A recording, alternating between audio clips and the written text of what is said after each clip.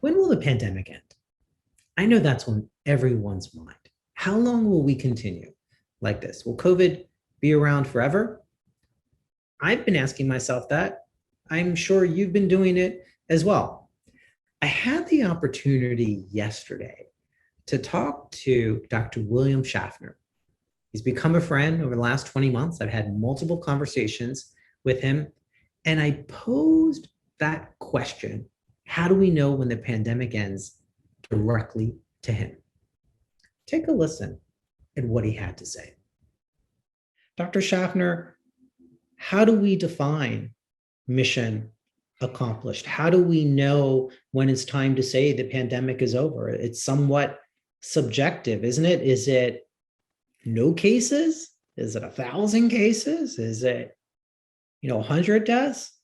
What metrics would you use to say the pandemic is over and we can reduce a lot of the mitigation measures? So for instance, people will bring up, we're going to get our kids vaccinated, 5 to 11 in the schools. When does that mean they don't wear masks anymore? When does that mean they can resume some of the pre-pandemic activities that they used to participate in? What's the measure to say the pandemic is over? Yeah, well, the first thing is, John, because you're a professional communicator as well as a physician, we have to understand that language is important. When we say the pandemic is over, we have to make sure the public understands that that does not mean that the virus has disappeared and it's all gone. It means that this initial stage, this horrific stage of intense transmission with consequent illness, is over, and we have this virus under better control. This virus is going to be with us for the foreseeable future. So moving from pandemic to endemic is what you and I are talking about now. And for that, I think we'll have a number of metrics.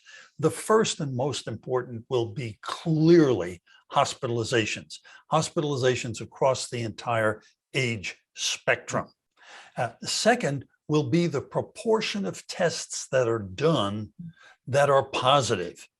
We want that to be lower than 5%. If it's more than that, it really means this virus is still being transmitted quite readily in the community. At what level will finally level off? I'm not sure. And at the moment, I actually think there may be two levels.